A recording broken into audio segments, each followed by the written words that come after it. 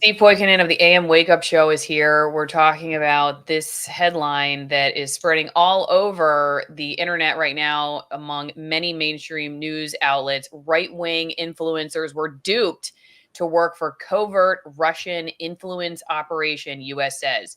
The DOJ sent out a press release, it seems, just by reading this. And I did see a couple of the news outlets say they got the information from a press release. I will just put out there, anytime the government puts out a press release and the journalists regurgitate the press release, I have questions about what's going on here. You know, why does the DOJ want this to be reported about, and how much actual investigating did the reporters do before they ran these stories? The first thing I think we should do is say what exactly happened. We're talking about people like Tim Pool, Dave Rubin, Lauren Southern, some big names in the conservative sphere of online media. And allegedly, and Steve, correct me if I'm wrong, they were being paid to participate in a news operation called Tenet Media. Fearless voices live here. So you see their pictures here, some of the pictures, Lauren Southern, Dave Rubin, Tim Pool.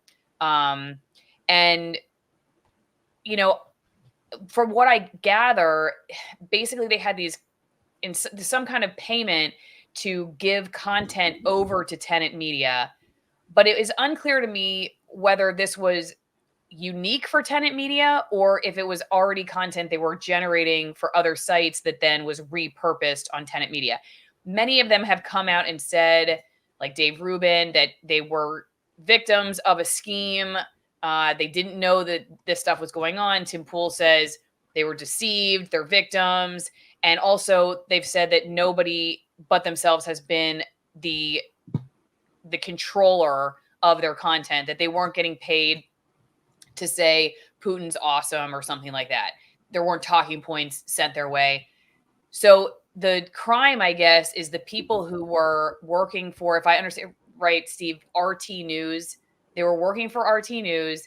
And allegedly, according to the DOJ, they had like $10 million of Russian money. Where that came from, I don't really quite know. Maybe you do. And they were handing out this money, according to the DOJ, to basically influence alternative media commentators to make them more to make their content more Russia friendly, anti-Ukraine. And they're now also tying this to Trump, and these are pro-Trump outlets. So now it ties Trump again to Russia. But did I lay the scene okay? Am I getting my facts right? Yeah, you are. And so here's to the best of my determination, there's a couple of different things that are going on. And one is the inversion of reality around this. I'm no fan of any of the people that are involved in this situation. However, it's not limited to Tim Pool or Benny Johnson, Scott Ritter, and a couple other people that have been contributors for RT also have had their homes raided by the FBI. They're under FARA investigation. This is a multifaceted, cross the political spectrum operation that's being conducted by a highly weaponized Department of Justice. And it, again, not a fan of anybody involved, but am definitely going to defend the idea that you can do content rooted in reality, even if you're getting something on the side for it, and that doesn't take away the reality in the content. We're looking at the full weaponization of the DOJ. And again, it's not limited to conservative influencers. There are certainly left leaning people who have been wrapped up in this. There's Omari Yeshitali, who is 82 years old and facing a prison term for effectively the exact same thing as part of the Uhuru 3, is going through this as well. There's a court case going on in Florida right now about this. The problem is that we've got people who, according to the indictment, Tim Pool was paid $100,000 per podcast per pro-Russia friendly content podcast through this organization. Benny Johnson was paid $400,000 per show to do this content, and got a hefty signing bonus as well. So there is, a kind of an influence peddling operation that's gone on. But let's go ahead and recall that the Biden administration during COVID invited all kinds of influencers to the White House, paid them heavily to do specific content to sell a narrative. Let's recall that just recently at the DNC, there was a recruitment effort for various influencers where they got their travel lodging comped, and then they got paid to do pro DNC content. So in the grand scheme of things, this is how media operations and business is done in the mainstream alternative media.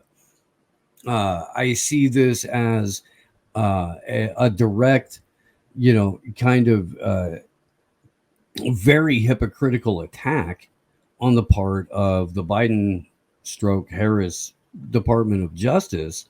But that doesn't mean that they're necessarily wrong. There's a whole lot going on here, and it's definitely worth digging into.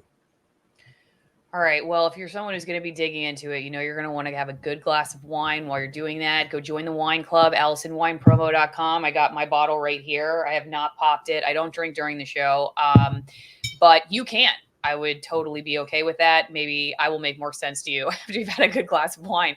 AllisonWinePromo.com. You'll get 6 bottles of wine every 3 months. We always have a present for somebody that you unfriended on Facebook over whatever the Department of Justice was telling the media at the time. Maybe one of these people, you're friends with Matt Christensen or Dave Rubin or Tim Pool, or maybe you don't like them. Anyway, either way, get a bottle of wine and drink up while you're watching Steve, and maybe he'll make sense of all of this for you.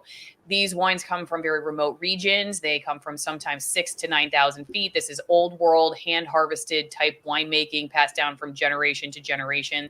They all come with a great story, and they're all from areas where it's a lot cleaner to produce wine. They're all selected for the stuff that I really like in food. So if you are one of those people, check it out, AllisonWinePromo.com. Sign up, and we'll see you over there. One of my questions about this too, Steve, is let's just say that the DOJ is telling the truth about there being this money that was intended specifically to influence American commentators related to current events in Russia. You have somebody like Matt Christensen, who is named in this, saying that his videos and streams for Tenet are exactly the same as my videos and streams on my personal channels. Every word is from me and me alone. So I guess I'm confused then how the media is making the case that or how the DOJ is making the case, I guess, that they're being influenced, if all these people are saying, no, the deal was just basically, can we just give you some money and take your content and repurpose it? That's what I'm understanding this to be. I think it's a stretch to say that they were influenced. I mean, I don't know. It's like you have direct sponsor support, like your direct sponsorship from your viewers. They are the ones who support you. Okay, so you say you had somebody who donates a lot of money to your show. They're a rich person, oh, I love Steve. And by the way, shout out to Steve's show. You can go watch him at amwakeupshow.com every morning from 7 to 10 Pacific time. Right, Steve? Correct. Yes. Okay. And please do that, by the way. Say what? I said, and please do that, by the way. Please. And he did the show too today about this, so you can watch a whole lot more on the topic. But I take from you that if that person said, I'm out of here, you would probably go, all right. You're not necessarily, so it just because you take money, I don't know, it doesn't necessarily mean that you're being influenced. So, but that is the connection they're making. That's the connection that these articles are making. NBC News, AP, that this is what they were supposed to be. Just this NBC article, Russian money was funneled to right-wing creators through a pro-Trump media outlet, prosecutors say. So really connecting to a lot of politics and influence, just like we saw in 2016. So I mean, what do you make of that? Do you think that it really was like what the creators are saying? Hey, we were just giving them over content. We weren't taking any messaging and doing it for the money. Well, okay, so it definitely does seem like Lauren Chen was advising or encouraging specific types of content. I just brought something up on the share screen, and I'm going to put a huge caveat on this. This is from the official anonymous Twitter account, and there is no direct source link to what this is. So, um, I don't even know at this point, because I can't verify whether or not this was a tenant media directive to any of the influencers that are mentioned in the lawsuit, but it is giving them clear guidelines for content. um, it is entirely within the realm of reality that any of these, commentators, content creators, influencers, whatever, really do genuinely hold these positions Yeah. about NATO, about Russia, about what's going on in Ukraine and anywhere else. And it would be remiss of me to not give them at least that baseline benefit of the doubt. Um, However, everyone that has been brought up in the lawsuit here are people who are very money motivated and who will, in all likelihood, say or do whoever is providing their supper. They'll do that for them. This is specifically why we operate on the value for value model, because without having sponsors, without having advertisers, I 100% get to do whatever I want to do. And if somebody said, "Hey, I'll give you $10,000. I'll give you $100,000 a show if you change your tune on this," I would tell them to kick rocks.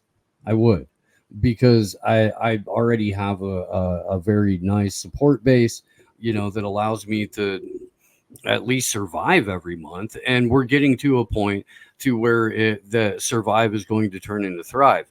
But um, when you've done the kind of content that falls into what I would call like general partisan hackery that everyone in this DOJ release falls into, it it does seem like they could be swayed. Whether or not this is Lauren Chen or whether or not this is the Kremlin is kind of irrelevant. We've talked for years about prostitutes, right? People who just dance to the tune of whatever the advertisers are saying, whatever the network is saying.